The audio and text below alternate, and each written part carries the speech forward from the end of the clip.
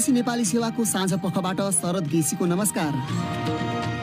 आज कार्यक्रममा केपी शर्मा ओलीलाई फेरि अध्यक्ष निर्वाचित गर्दै नेकपा एमालेको महाधिवेशन सम्पन्न। पार्टी केन्द्रीय कमिटीको अध्यक्ष पदमा 1837 मत ल्याएर विजयी हुनुभएको छ केपी शर्मा ओली। ओलीसँग पराजित नेता भीम रावलद्वारा पूर्व घोषणा अनुसार केन्द्रीय सदस्यको पद अस्वीकार। मैले जुनमा उम्मेदवारी दिएको छैन, मैले त्यहाँ कसरी शपथ लिन्छु? प्रतिनिधिहरूले मत दिएनन् भने त त्यो कमिटी बाहिर बस्ने कुरा त सामान्य हो नि मेरो लागि। भोलिदेखि सुरु हुने राप्रपा महाधिवेशनमा कमल थापा विरुद्ध उभिए अर्का अध्यक्ष प्रकाश चन्द्र लोहनी। यो नयाँ नेतृत्वमा राप्रपाका पूर्व महामन्त्री तथा माननीय श्री राजेन्द्र लिङ्गदेनज्यूको पक्षमा म उभिएको छु। र यसअघि सोचिएको भन्दा पहिले नै नेदरल्यान्ड्समा कोरोना भाइरसको नयाँ भेरिएन्टको संक्रमण पाइएको त्यहाँका अधिकारीहरूद्वारा जानकारी। तर सबभन्दा पहिले आजका प्रमुख विश्व समाचार। सञ्जय ढकालबाट समाचार सुन्नुहोस्।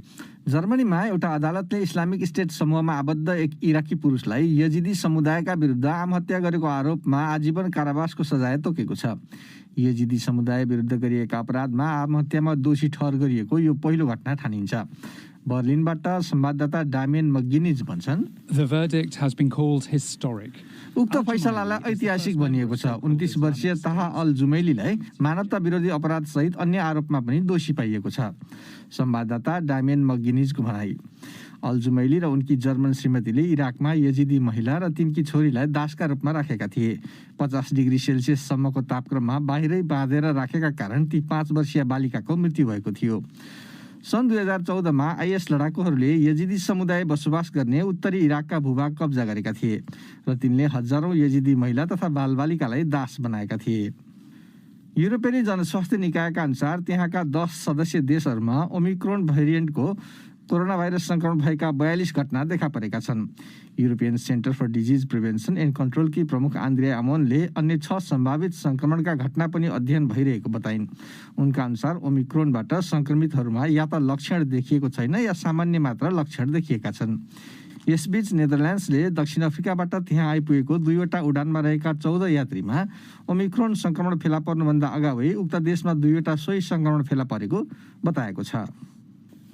युगान्डाको सेनाले भनेको छ उसले प्रजातान्त्रिक गणतन्त्र कङ्गो स्थित विद्रोहीहरू विरुद्ध हवाई हमला एवं गोलाबारी गरेको छ। इस्लामिक स्टेटसँग आबद्ध भएको दावी गर्ने एडीएफ समूह विरुद्ध कङ्गोको सरकारसँग मिलेर आक्रमण गरिएको उसले बताएको छ। राजधानी कम्पाला वरपर हालसालै भएका श्रृङ्खलाबद्ध बम हमलाका निम्ति युगान्डाले एडीएफलाई दोष लगाएको थियो। उक्त समूह सुरुमा सन् 1990 ताका युगान्डामा गठन भएको थियो, तर पछि उक्त समूह सीमा पारी भएको थियो। कङ्गोमा पनि हजारौं मृत्युको निम्ति उक्त समूहलाई दोष लगाइएको छ। बार्बाडोसकी राष्ट्रपति स्यान्ड्रा मेसनले उनको देशको गणतन्त्रतर्फको संक्रमणको प्रशंसा गरेकी छन्। आफ्नो उद्घाटन सम्बोधनमा उनले बार्बाडोसले नवीन यात्रा सुरु गरेको भन्दै उसले अब जटिल र उथलपुथलपूर्ण संसारमा सम्हालिएर अघि बढ्नुपर्ने बताइन्। उक्त क्यारिबियन टापु देश स्वतन्त्र बनेको 55 वर्ष पश्चात राष्ट्रपति मेसनले महारानी एलिजाबेथलाई विस्थापित गर्दै बार्बाडोसकी राष्ट्रप्रमुखको पद सम्हालेकी हुन्। उनले अब भविष्यका चुनौतीतर्फ ध्यान दिनुपर्ने बताइन्। विश्वको कान्छो गणतन्त्रकी पहिलो राष्ट्रपतिले भनिन्, अहिलेको जटिल विभाजित तथा उथलपुथलपूर्ण विश्वमा अघि बढ्न हामीले हाम्रो परिभाषा नै परिष्कृत गर्न सक्नुपर्छ। बार्बाडोसकी प्रथम राष्ट्रपति मेसनको भनाई। औपचारिक समारोहलाई बधाई सन्देश पठाउँदै ब्रिटिस महारानी एलिजाबेथले बार्बाडोस राष्ट्रमण्डलको सक्रिय सदस्य रहने भन्दै सन्तोष प्रकट गरिन्। राजधानी ब्रिजटाउनमा आयोजित हस्तान्तरण समारोहमा बोल्दै युवराज चार्ल्सले विगतमा सो टापुमा दास प्रथाका ज्यादती गरिएको स्वीकार्दै त्यसले ब्रिटेनको इतिहासमा पनि दाग लागेको बताए। ब्रिटेनको बाह्य जासुसी निकाय MI6 का प्रमुखले चीनले अन्य देशहरूमाथि प्रभाव जमाउन ऋण तथा डेटाको पासोको प्रयोग गरिरहेको चेतावनी दिएका छन्। बीबीसीसँग बोल्दै आफ्नो पहिलो प्रत्यक्ष अन्तर्वार्तामा रिचर्ड मुरले ऋण तिर्न नसकेका देशहरूका महत्त्वपूर्ण बन्दरगाहहरूमा विभिन्न किसिमका छुटहरू चीनले लिने गरेको बताए। साथै चीनले विश्वभरिका डेटाहरू सङ्कलन गरिरहेको बताउँदै उनले डेटामाथिको नियन्त्रण गुमाएसँगै देशहरूको सार्वभौमिकता समेत क्षयीकरण हुने बताए। तर उनले चीनसँग वैमनस्यतापूर्ण सम्बन्धको आफूले वकालत नगरेको भन्दै उसँग व्यापार अनि जलवायु परिवर्तन जस्ता विषयमा मिलेर काम गर्नु जरुरी रहेको पनि बताए। र श्रीलङ्काका राष्ट्रपति गोताबाया राजपक्षले त्यहाँका भान्साहरूमा खाना पकाउने ग्यासका सिलिन्डरहरूको श्रृङ्खलाबद्ध विस्फोटन भइरहेको घटनाहरूबारे अनुसन्धान गर्न एक समिति गठन गरेका छन्। 2 साताभित्र रिपोर्ट बुझाउन उक्त 8 सदस्यीय टोलीलाई भनिएको छ। पछिल्ला दिनहरूमा श्रीलङ्कामा त्यस्ता 29वटा घटनाका विवरण प्रकाशमा आएपछि 10औं लाख प्रयोगकर्ताहरूमा त्रास छाएको थियो। तपाईँ BBC नेपाली सेवा सुनिरहनु भएको छ।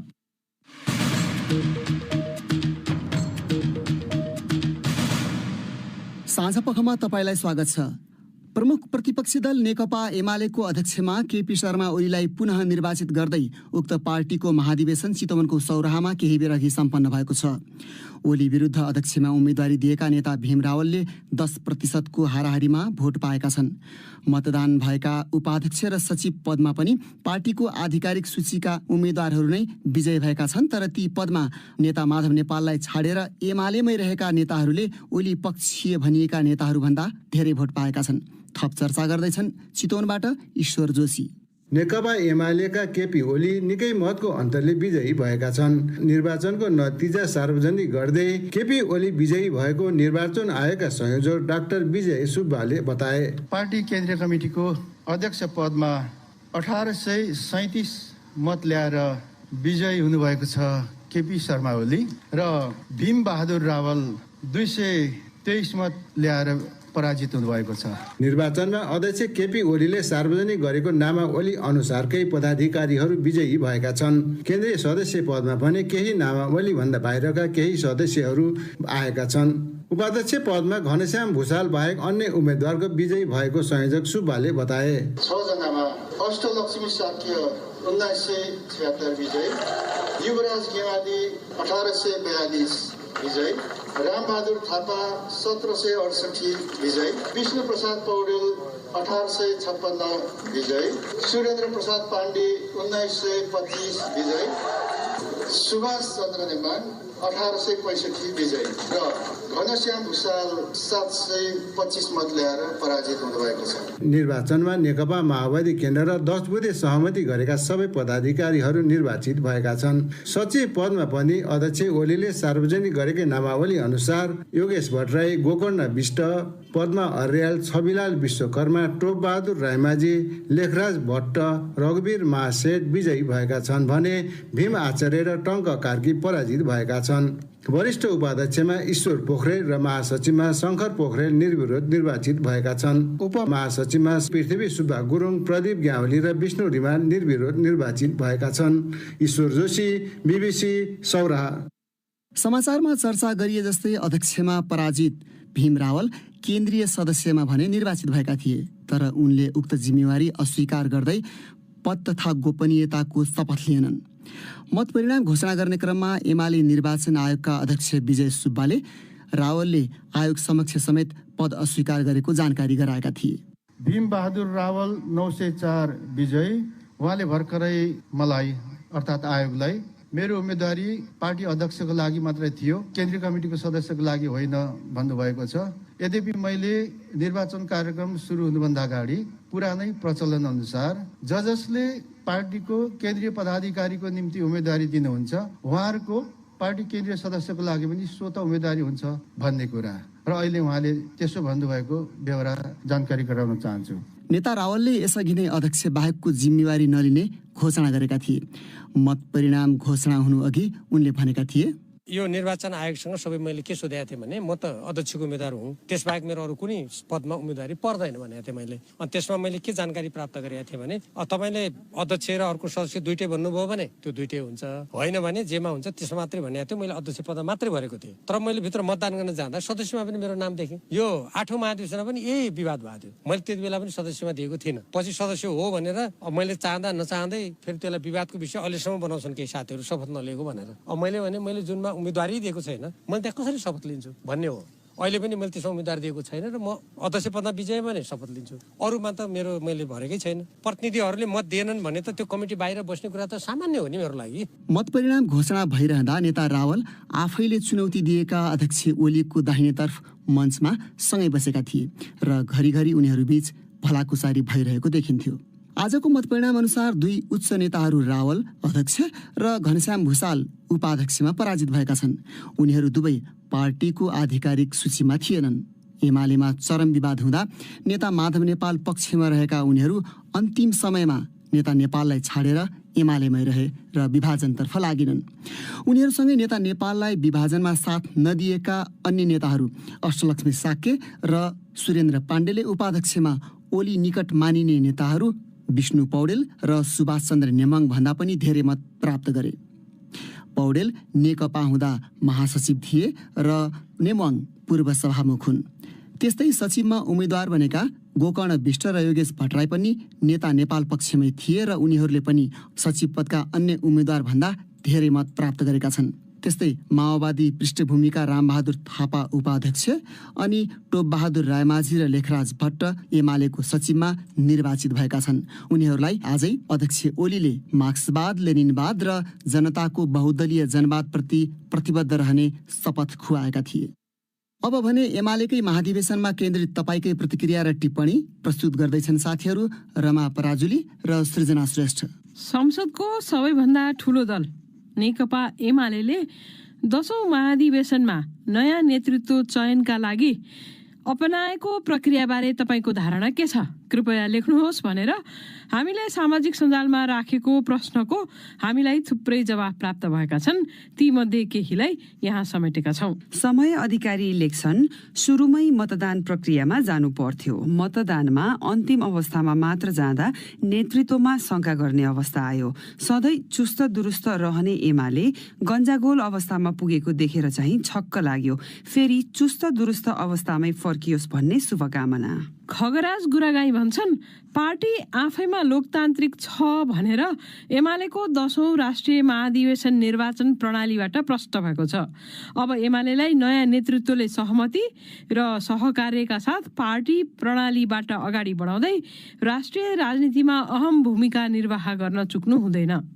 नरेश्वर गौतम भन्छन्, लोकतान्त्रिक पार्टी हो भन्ने सन्देश दिन पनि महाधिवेशन र चुनावी प्रक्रिया ठिकै हुन्। अहिले नेकपा एमालेलाई जसले डोराएको छ उसैको पक्ष बलियो हुनु अनौठो पनि होइन। अझ पनि यो पार्टीको विश्वास गरेर पछि लाग्नेहरूको जमात ठुलै छ। देशका लागि राम्रा हुने केही काम गरे हुन्थ्यो। तेजु रेग्मी लेख्छन्, निर्वाचन त केवल प्रक्रिया मात्र हो, जित्ने ओली नै हुन्। तर यो सबै निश्चित हुँदा हुँदै पनि ओलीको त्यो निरङ्कुशताको विरुद्ध उभिएर अध्यक्षको पदमा उम्मेदवारी दर्ता गर्न सक्नु नै भीम रावलको ठुलो आँट थियो। शङ्कर भट्ट लेख्छन्, देशभित्रको समर्थन र बन्द सत्रभित्रको समर्थन फरक देखियो। सिधै जनताबाटै अध्यक्ष चुनिने व्यवस्था हुनुपर्छ संविधानमा। विकास पीडी भन्छन्, जितले ताली बज्ला, हारले पाठ सिकाउँछ। जित केपी ओलीको निर्वाचन अगावै निश्चित जस्तै देखिन्थ्यो। यथार्थमा त्यही नै साबित भयो। तैपनि आँट गरेर भीम रावलले उम्मेदवारी दर्ता गर्नुभयो। यो एकदमै राम्रो पक्ष हो। भावी दिनमा पार्टी नेता कार्यकर्ताले अवश्य पनि उहाँले पार्टी देशका निम्ति पुर्याएको योगदानको मूल्याङ्कन गर्ने नै छन्। निर्वाचित सम्पूर्ण पदाधिकारीलाई हार्दिक बधाई। ज्ञानी बाबा भन्छन्, एमाले महाधिवेशन वा कुनै अरू दल जसको भए पनि नयाँ नेतृत्वका लागि चयन गर्दा उसले विगतमा गरेको कामलाई कुनै सूचकद्वारा सूचित गरेर मात्रै चयन गर्ने पद्धति बसाल्नुपर्छ। न्यूनतम यति अङ्क प्राप्त गरेको भनेर सूचकले बताएपछि मात्र ऊ चयन हुन योग्य ठहरिनुपर्छ। नत्र त जुन जोगी आए पनि कानै चिरेको उखान चरितार्थ हुन्छ। बलराम जोशी भन्छन्, महाधिवेशन भनेको हरेक लोकतान्त्रिक पार्टीका लागि अनिवार्य र अपरिहार्य नै हो। तर गरिब देशमा ठुलो धनराशि खर्च गरेर मासु भात अनि विदेशी रक्सीको प्रयोग हुनु विपन्न विकट अनि विपत्तिमा परेका नागरिकहरूप्रति ठुला दलको व्यवस्थाको यो एमालेको अधिवेशन बिम्ब हो। नीति भन्दा नेता र राम्रा भन्दा हाम्रालाई रोज्नु उसको विशेषता बन्यो। भेषराज भण्डारी लेख्छन्, जे थियो त्यसमै खुसी हुनुपर्छ। जे हुँदैछ त्यसलाई अपनाउनु पर्छ। जे हुनेछ त्यो पनि राम्रै हुनेछ। मानिसहरू चन्द्रलोकमा पुगेर बस्ती बसाइसके, तर हामी जहाँ थियौँ अहिलेसम्म पनि त्यही हुनु विडम्बना। कारण हाम्रो नेतामा सचेतना आउन नसक्नु। यही हो मेरो धारणा। प्रसारण गरेर मैले केही पाउने र गुमाउने चिन्ता कदापि लिने छैन।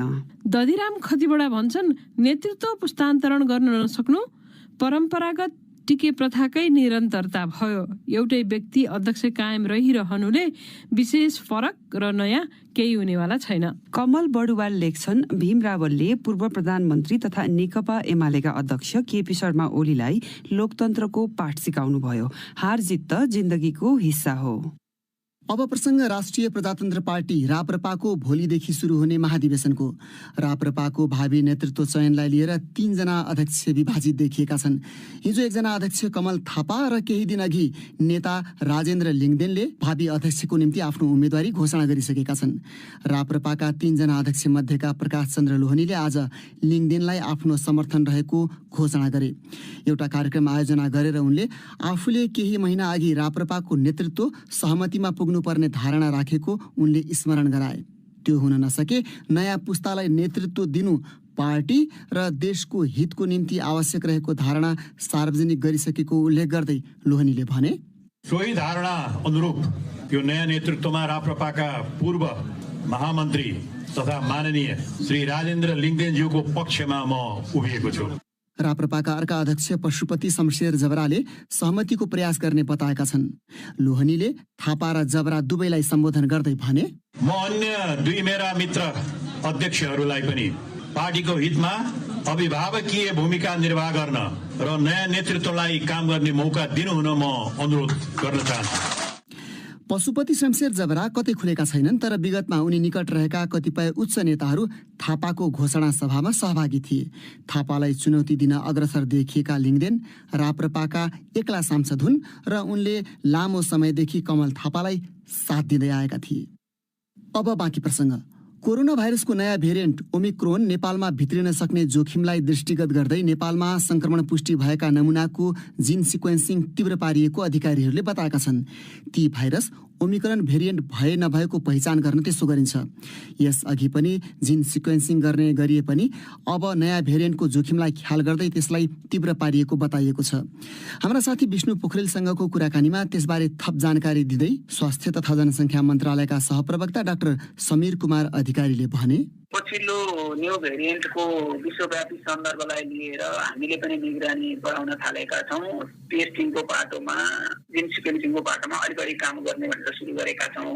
विदेशबाट आउने नागरिकहरूको टेस्ट गर्दा कसैको पनि संक्रमण पुष्टि भएको पाइयो भने उहाँहरूको नमुना राखेर त्यो नमुना अनिवार्य रूपमा सिक्वेन्सिङ गर्ने र अरू हाम्रो नियमित तरिकाले पुष्टि भइरहेका संक्रमितहरूको नमुना राखेर त्यसमध्ये स्याम्पलिङ गरेर सिक्वेन्सिङ गर्ने हाम्रो राष्ट्रिय जनस्वास्थ्य प्रयोगशालामा र हामीसँग सम्झौता भए अनुसार हामीले नमुना पठाएर परीक्षण गरिदिन सहजीकरण गर्ने भनिएको पब्लिक हेल्थ इङ्ल्यान्ड युकेबाट जुन हामीसँग सहकार्य भएको छ त्यहाँ पठाएर हामीले जिन सिक्वेन्सिङ गर्ने प्रबन्ध मिलाएका छौँ। त्यस्तै विश्व स्वास्थ्य सङ्गठनसँग पनि हाम्रो सहकार्य छ। उहाँहरूसँग समन्वय पनि हामीले जिन सिक्वेन्सिङलाई अहिले पछिल्लो समय अलिक तीव्रता दिने गरी काम अगाडि बढाएका छौँ। त्यसै अनुसार धेरै ठुलो सङ्ख्यामा नमुनाहरू सिक्वेन्सिङको लागि पठाइएको छ। नमुनाहरू सिक्वेन्सिङको लागि मेसिनमा हालिएको छ। त्यसको नतिजा आउने बित्तिकै हामी सार्वजनिक गर्छौँ। खासमा एकदमै सामान्य मान्छेले बुझ्ने गरी भन्दा जिन सिक्वेन्सिङ भनेको के हो, त्यो मेसिनमा राखेपछि कति समय आउँछ रिजल्ट चाहिँ? हामी सर्वसाधारणहरूले बुझ्दाखेरि कोभिड भएको नभएको पुष्टि पिसिआर अथवा हामीले जुन एन्टिजेन टेस्ट गर्छौँ त्यसबाट थाहा हुन्छ। त्यो गर्ने सन्दर्भमा हामीलाई आशंका लागेका नमुनाहरू अथवा त्यसैमध्येको स्याम्पलिङ गरेर त्यसमध्ये केही नमुनाहरू हामीले लिएर यो कुन भेरिएन्ट हो भनेर पत्ता लगाउनका लागि सिक्वेन्सिङ गरिन्छ। सिक्वेन्सिङ गर्ने सन्दर्भमा हामीले सम्बन्धित ठाउँमा नमुना पठाउन लाग्ने समयावधि र समय त्यहाँ हामीले घान हाल्न पाउने समयावधि, टेस्ट गर्ने समयावधि सबै कुराहरूलाई मध्यनजर गर्नुपर्ने हुन्छ। सामान्यतः परीक्षण गर्नकै लागि सुरु गरेको 1-2 दिनमा नतिजा सार्वजनिक हुन्छ, आउँछ। अब यो राष्ट्रिय प्रयोगशालाले अहिले चाहिँ मासिक रूपमा नमुना सङ्कलन गरेर मासिक रूपमा जिन सिक्वेन्सिङ गरिराखेको भनेर जानकारी दिएको थियो। अब त्यसलाई चाहिँ नयाँ भेरिएन्ट आएपछि साप्ताहिक अथवा पाक्षिक बनाउने योजना छ कि के छ?